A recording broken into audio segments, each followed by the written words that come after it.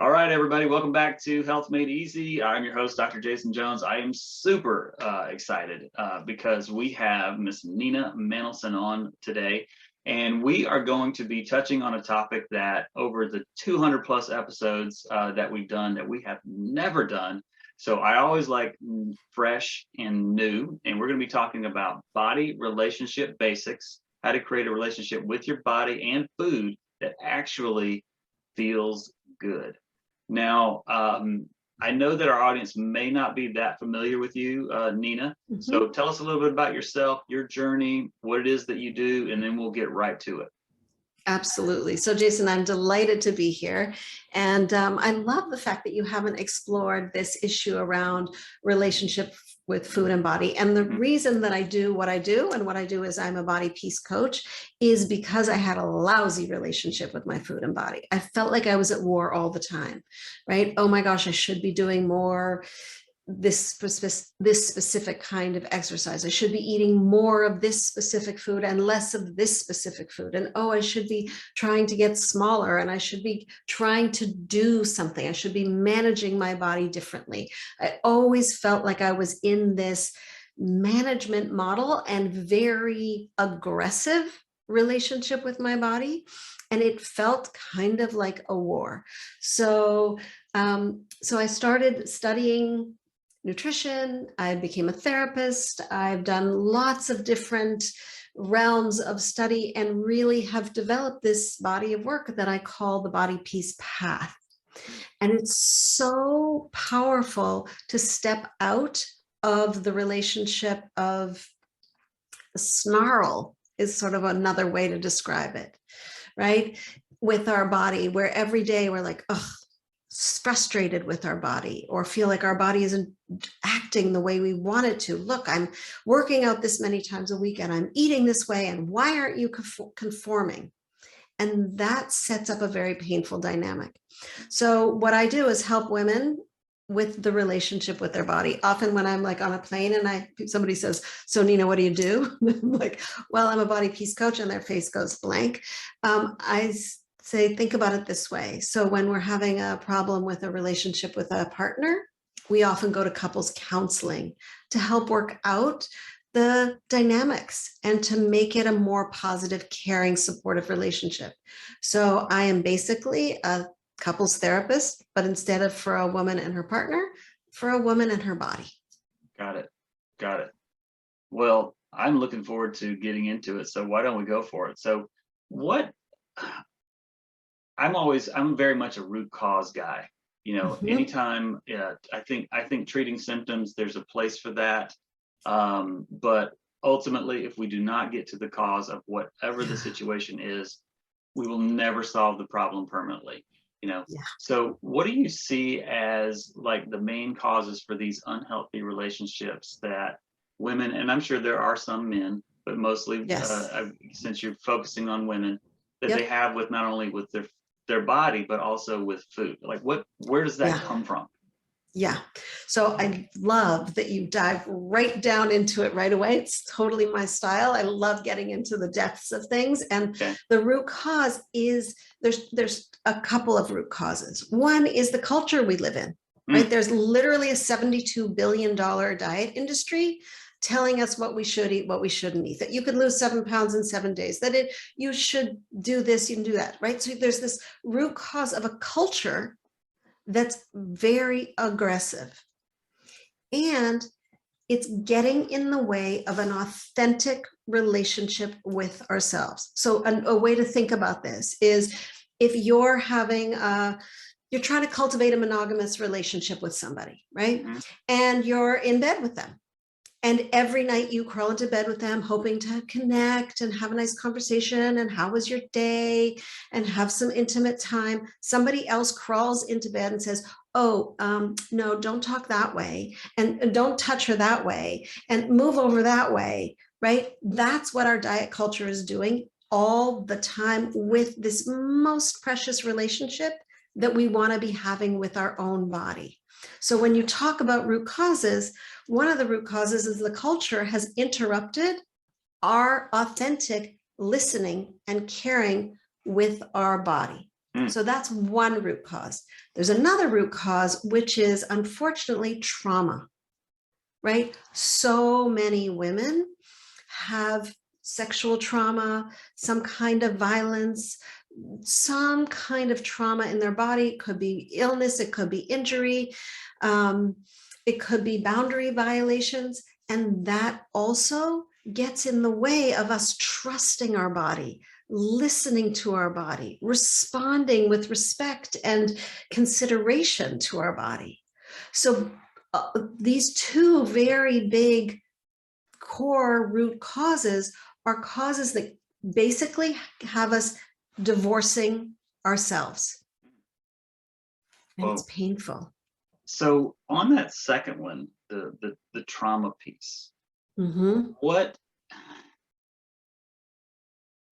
does, when any of those things happen, what does that sort of, because I always say the body will try to seek comfort, because it sort of lowers the noise down, and it's just sort of like helps us like feel okay, if you will. So what are like some of the manifestations that kind of morphs into when a trauma actually happens? Right. So when you're talking about this idea of how do we move into comfort, how do we, what I call, just like you said, like turn the volume down on overstimulation, on confusion, on, being on a diet for 2 months and then feeling like, oh my gosh, I cannot bear this one more second. I just want to eat like a normal person, right? All of those intense nervous system activation, right? Our nervous system goes, wee, really flying up high into sympathetic nervous system. That's fight or flight, freeze, fawn, flop, all those responses. We use food. Oh, let me eat something. That will turn the volume down, right? My system is very activated because I just walked into, I'm making this up, I walked into a house that looked a lot like the house that I grew up with, and there was somebody who was abusive or mean to me or wherever, and my trauma got triggered, and wow, this is very activating, and my nervous system is just, I feel like a ball of nerves, and I know how to turn the volume down. I think I'll just eat a whole bunch, and that will numb me, right? That's not the only reason we have unwanted eating behavior, absolutely not, but it's one of the reasons, which is food has been a great friend in terms of turning the volume down when our nervous system is too activated. Yeah, but it also, the body releases sort of feel-good hormones when we do that as well. So it I think it reinforces, probably for a lack of a better term, behavior along those, and then we get into this like habit loop, that it's just, that's just what we do when we don't feel well. Absolutely, right? So if we go back to that nervous system model, right, we have two branches of our nervous system: sympathetic, parasympathetic, sympathetic, not so sympathetic. It's when we're really stressed. We eat and then, oh my gosh, now I'm in parasympathetic, rest and digest. I can relax. It feels good, right? And food becomes our buddy. Food becomes a coping mechanism, which is so important to look at that lens, because often we go, I'm doing it wrong. I shouldn't be eating. Food is my enemy.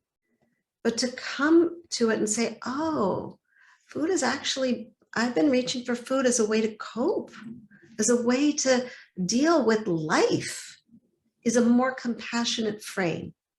Okay, gotcha. So when we look at these two things, culture, which is brutal, I think it's brutal. I mean, in so many ways, it's brutal. I think if we could just turn off all marketing messages from TV, radio, whatever, podcasting, as well, because that happens there too. I think we would do really well. And with the trauma, where do women start? Like if they want to start to reframe the relationship, where do they start to pick up traction? It's a great question. So the first piece is to acknowledge this is a relationship. And in fact, this is the most important relationship of our life. We are born into this body. We will die in this body. This is the longest relationship. And, you know, we've all had this experience when we feel good in our body, how we are in our relationships with other people changes. We're more at ease. We're more confident. We let ourselves shine through.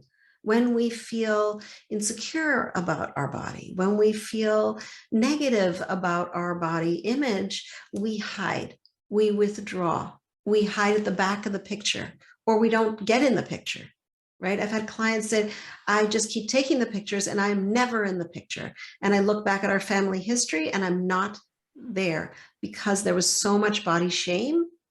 I was afraid to even show up. Right?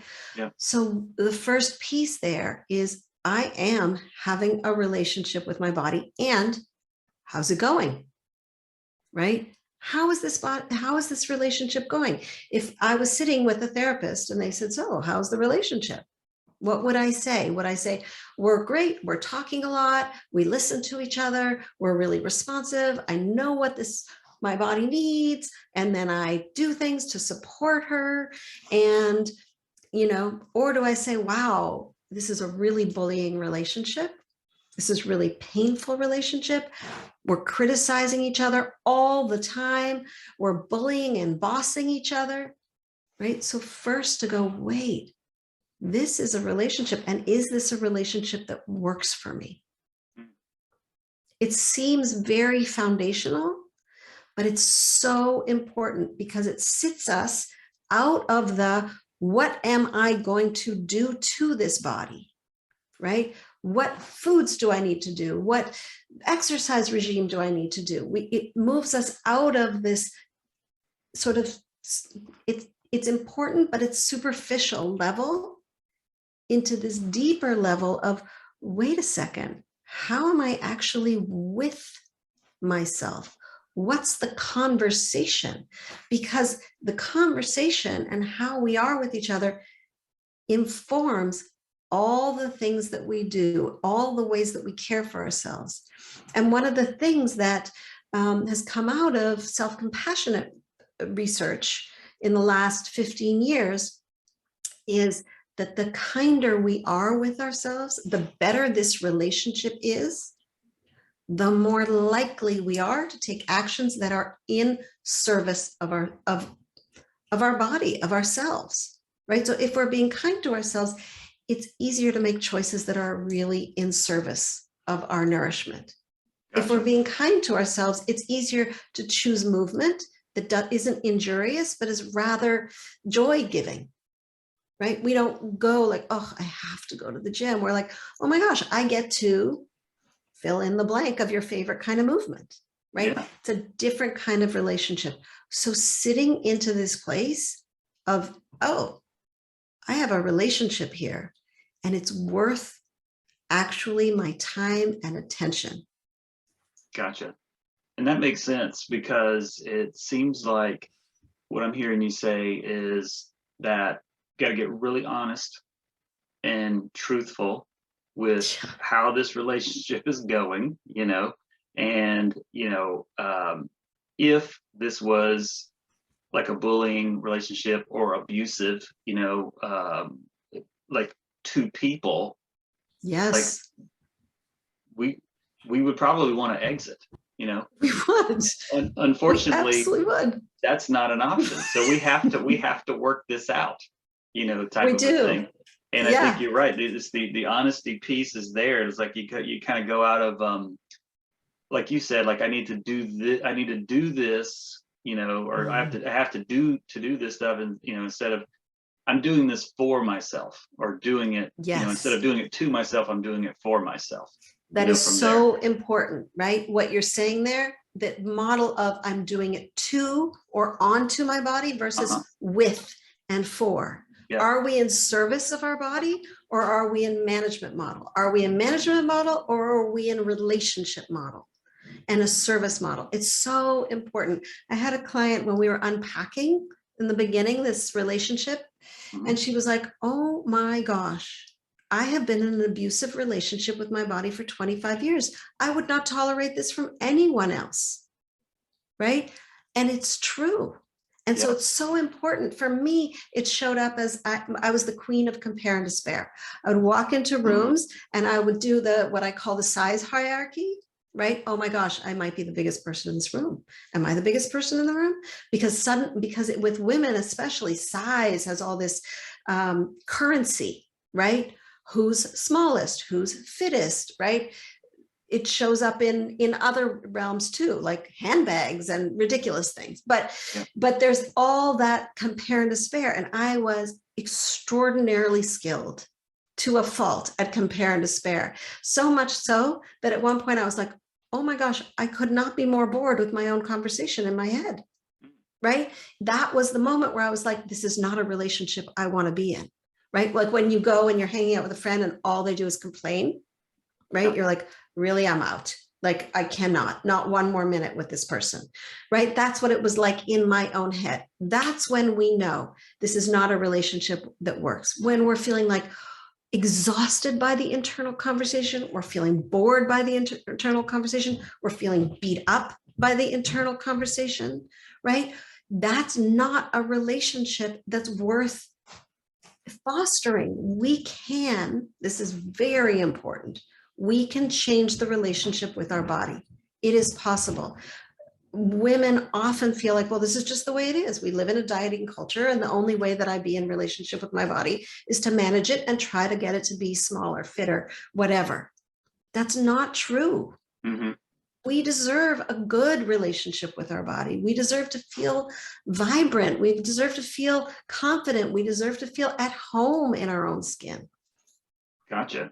So we've had the conversation, the tough conversation with our biggest critic, if you will, and our biggest challenge, if you will. And then now we're ready to start to make the pivot from there. Yes. So what comes next after we've done that part? Yeah. So one thing I want to say before, this may not be like they say, like, don't do this at home by yourself. This may not be something you want to do all by yourself, right? Totally. This is deep work, right? And just like people come to you to get support in terms of, feeling really pain-free in their body, people may want to get support, right? That's what I do, is body peace coaching. So one is you may want support with the relationship. The next thing is, whether you're getting support or you're going this alone, is to start the conversation. So Jason, simple question. When you meet somebody, right? Literally, somebody walks into your office, you're on the street, you meet somebody, what do you usually say to somebody when you first lay eyes on them? I go over and introduce myself, tell them my name, and then ask them, what their name is, or, hey, welcome to whatever. Right. You go, hello, I'm so-and-so. Who are you? Yeah. You start the conversation with a sense of curiosity, right? A sense of openness. That's how we want to start. We want to start this conversation. And it may seem so basic, and it's part of a bigger technique that I have called the hello technique, but really to start with, hello, body. Hello, body. Right? Instead of body, you should, don't eat that. Eat this. Oh my God, I can't believe you ate that. You ate that again? Oh, maybe we'll start a diet tomorrow. That's not a conversation. Right? That's painful and repetitive and exhausting, right? A conversation is, hey, body, hello. And then be quiet. Right? That's the trick, right? Hello, body. Da, da, da, da, da, da, da, da. Hello, body. Our body hasn't been listened to. She's been bossed around. She's been told by the diet culture what she should look like. She's been told by patriarchy for hundreds of years what style, what size, right? Twiggy, and then Kardashian style, and then like all these different bodies. She's been talked at.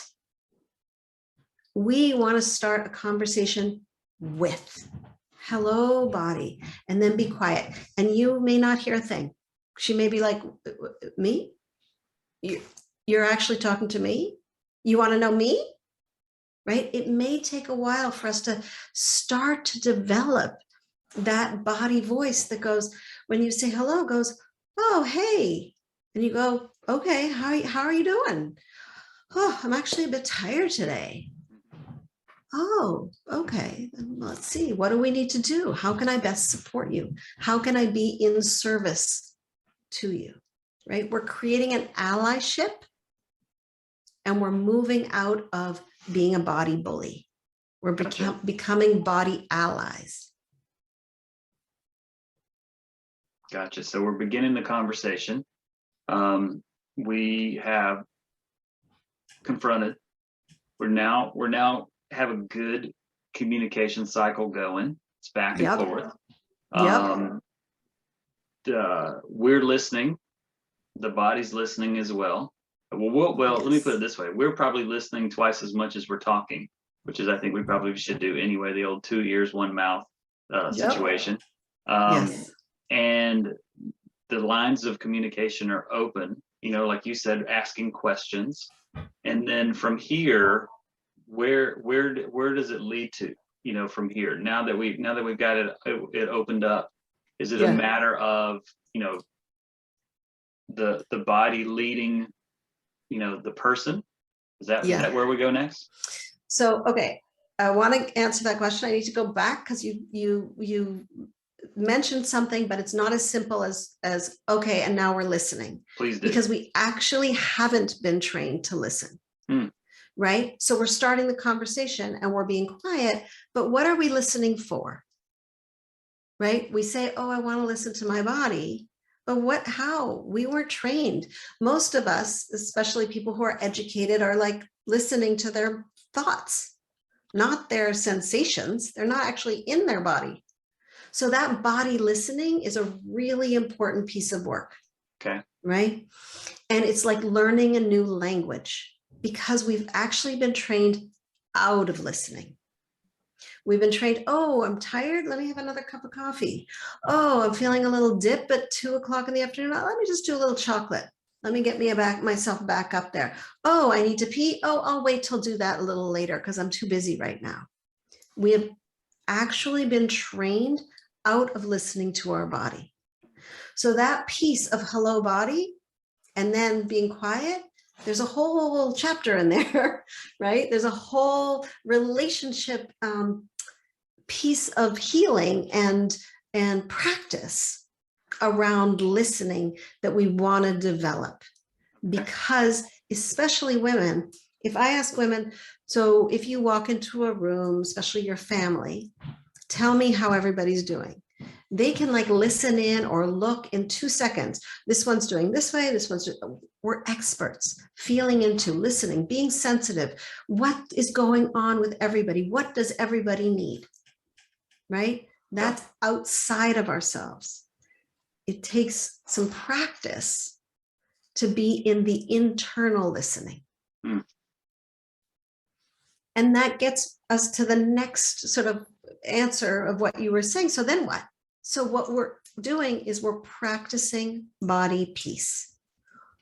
Over and over, we are in a practice. So body peace isn't like, ta-da, a gymnast landing and now I'm there forever and I don't wobble off of that stance, right? That's that idea of, that's a diet culture concept, right? Oh, I'm going to lose the weight and I'm going to stay there forever and I'm never going to gain an ounce and I'll just do it no matter what, white knuckling and, oh, now I can't and I'm binging and I don't know what happened and now I feel like a failure, right? We're done with that model. That's old science. It doesn't work. It's not helpful and it's destructive to how our relationship with our body. So what we want to be moving into is a practice, a daily practice, a minute by minute practice of body peace. And the reason that I came upon body peace and not body love, which is actually, I wrote about for a while, I think body love is too aspirational. It's like asking, and I know you've had a partner for many years and so have I, which is, is every day roses and romance and Valentine's Day. No, it's not. That is not a long-term relationship. Long-term relationships are like some days like, okay, all right, you're going here, I'm going there. What are we doing? How are we doing? Oh, this is such a snarl. I'm sort of annoyed. Like that's real relationship. But in a good relationship, there's respect and there's peace. And we practice that.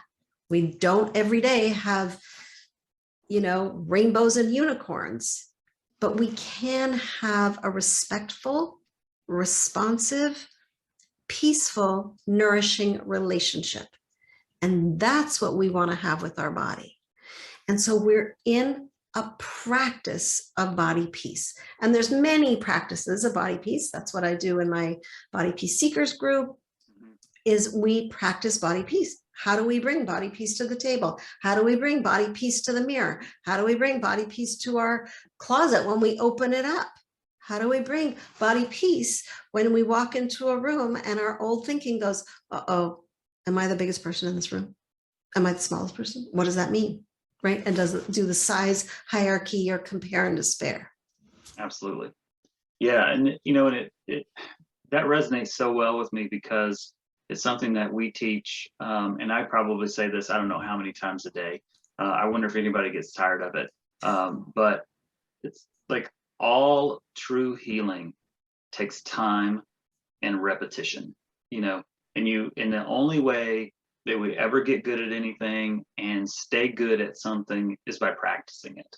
Because it is, and it's like, it reminds me of just a good, like you were saying, a good relationship. It's this ongoing work all the time. Yes. You're going to have moments where you let your foot off the accelerator to some degree, but you can't do that for very long, or things are going to start to go south. It's an ongoing practice. So with that being said, like you talked about, you have the private group that does those things. What's maybe like one or two practical things that a person could do? Now, granted, everybody is different.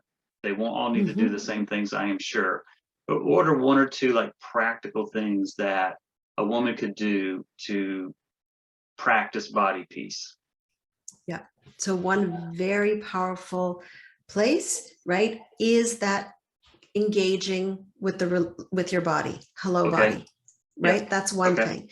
The other is to watch the conversation you're having. Right? It can become so rote and so normal to be in body criticism that we don't even notice it anymore. To notice, is that mean mirror voice active? Is the compare and despair active? Right? Start catching the thoughts and like labeling them, like you were putting a sticker on it. Oh, that's my inner critic. Oh, there she is again. That's our inner critic. The more we can name it, the more we can go, wait a second, maybe that's not actually truth, because it's not. It's learned. Those thoughts are learned, right? We learned it from our diet culture. We learned it maybe from a parent who is critical of their own body or our body. We learned it from a coach, right? All of those negative body thoughts were put there. We are not born feeling bad about our body, right? We spent years, often decades practicing body hate. So to get to body peace takes some time, just like you said. It's repetition, it's practice. So we want to practice the body peace, but first we have to notice, oh, that's body hate. Oh, there it is again. There it is again. So to notice our neural pathways, notice the way we're thinking, so that then we can start to create new ones that are more supportive. Yes, absolutely. No, I love that. Yeah, because as far as self-talk, which I think words are so super powerful. But I think oftentimes what you've been saying is the inner words are even more powerful. And those are oftentimes, I think, the hardest ones to overcome, as that goes in there. So we're now in a daily, like you said, minute by minute rhythm. of practicing daily peace. Is that now the end, or is there another step or steps past that folks have to get to? Because obviously with this, for them to achieve it at the highest level possible and really get to where they want to go, I'm going to go back to something you said earlier, which is like, I think they just need a coach. You know what I mean? It's just, to me, it's like it's like time traveling. You know what I mean? Like, yeah, you could do it yourself, but it's going to take this long. Coach, we're going to shortcut this thing, and not shortcut it, but we're going to get there a heck of a lot faster. You know, so what would be maybe like your next one or two things that a person you're going to kind of get with somebody and have them go into next? Yeah. So one of the things that I just want to respond to what you said about getting support being so powerful, women's relationship with their bodies, very lonely place. Often women, when they start telling me about how they feel, and I often say, you're not alone, they cry because we think we're the only people suffering with this. And so a lot of my work I do in groups of women, right? I come from being a therapist, so it was one-on-one, but the more I dove into this work, the more I did it, I was like, these women need to talk to each other. We need to be in groups of women, so to model for each other what it is to talk kindly, because we're experts at being compassionate and caring and supportive and in service to others.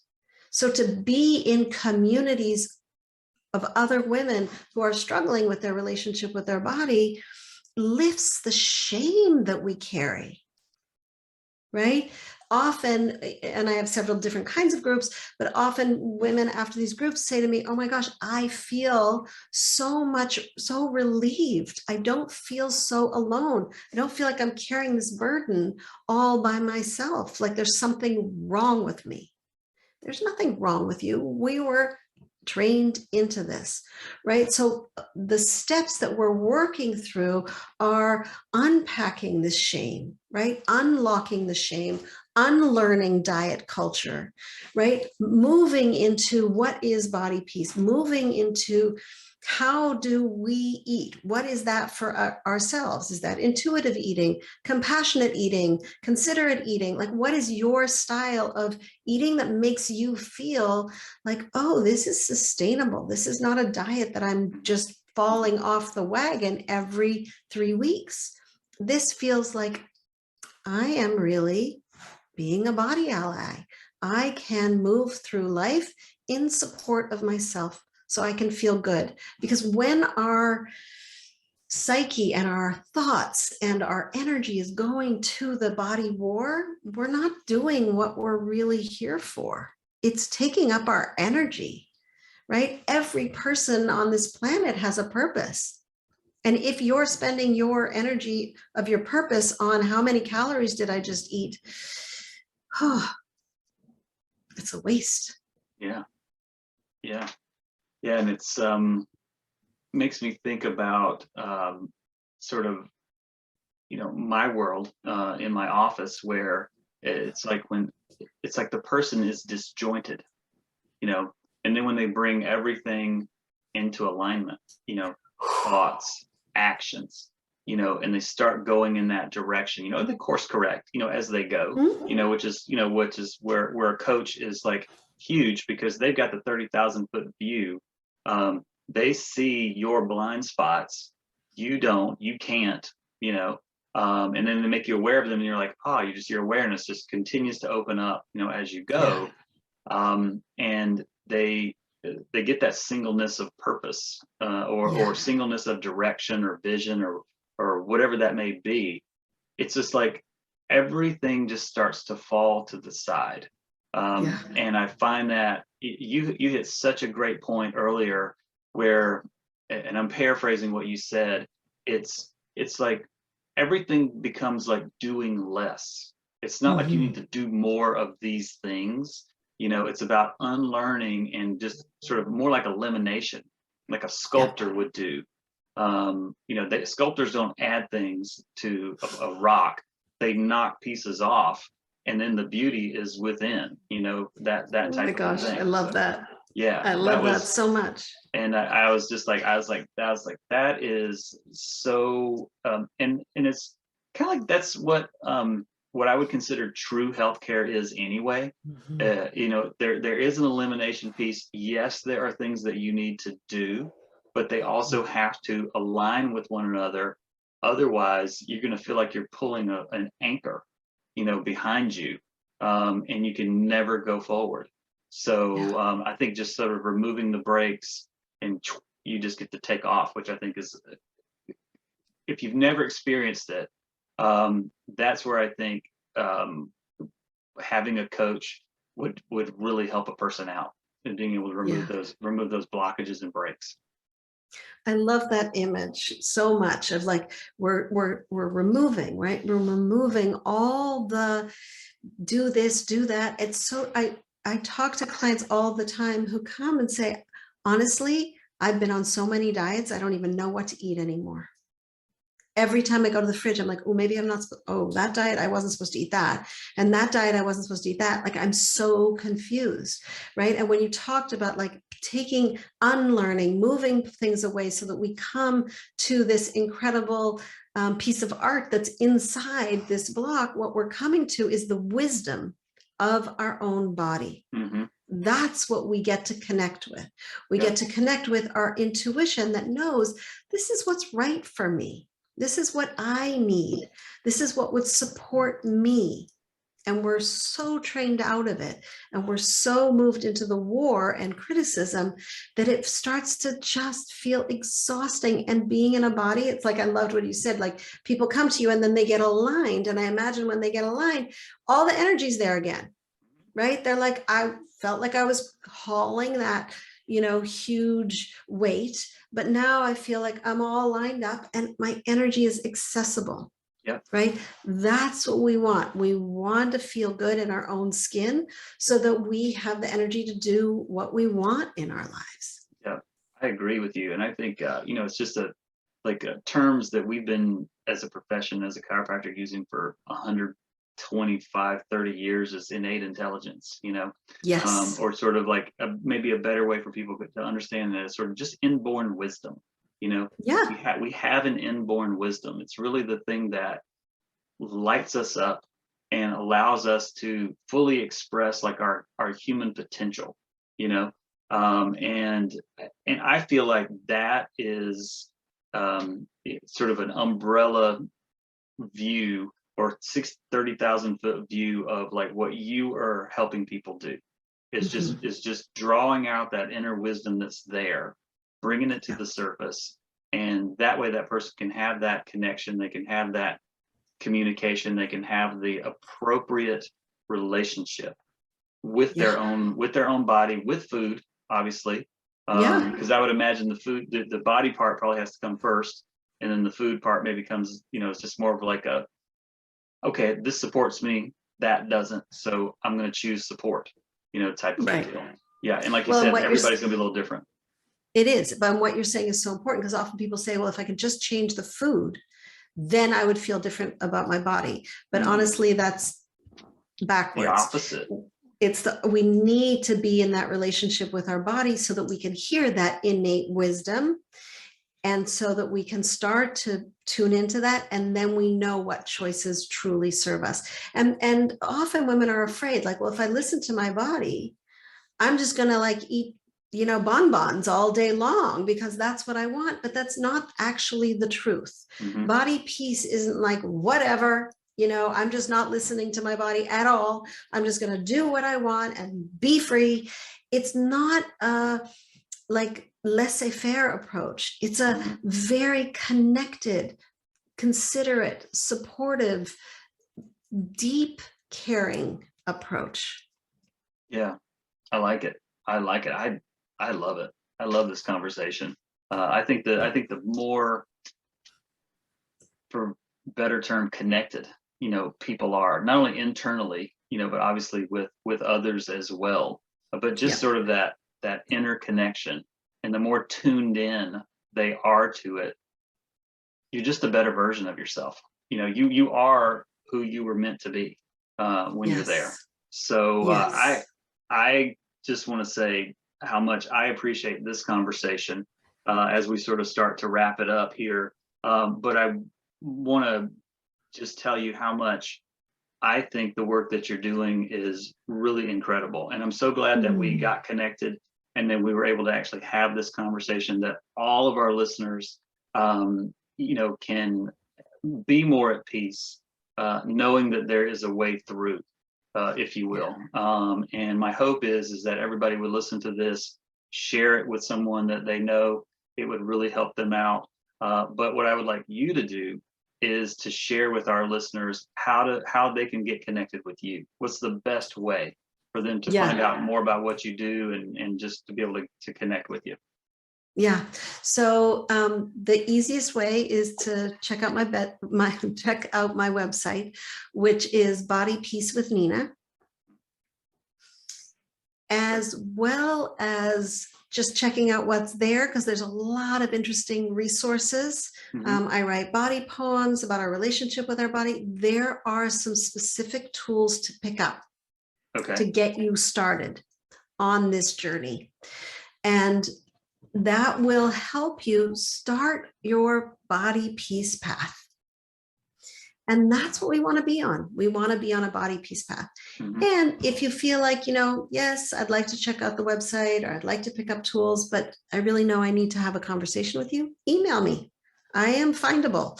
I'm on Instagram at Nina Manolson. You can message me there. I'm on Facebook as Nina Manolson. I'm at nina@ninamanolson.com. Talk to me, because my mission is really about helping women feel at home in their own skin so that they can be themselves. That's incredible. I love it. And thank you again for sharing that as well. And I want to make sure that everybody knows that they can go to the show notes page for this podcast, and I'm going to have links to not only Nina's information, the tools that are there. I'm going to try to link up as much as I can to help you guys just get there as quick as possible. But again, Nina, thank you so much for coming on today. This was like made my day and my week having this conversation, because I think it's like I said when we got started, it is the missing piece for so many people, and probably way more than we could ever imagine. But I hope that people will take this, start to get the ball rolling, hopefully get some help and some coaching if they need it, and probably most people do, and that way they can begin their healing journey. So thank you so much for coming on today. My total pleasure, Jason. Awesome. Well, you guys, we're signing out for Health Made Easy. We'll see you on the next podcast. See you later. Bye-bye.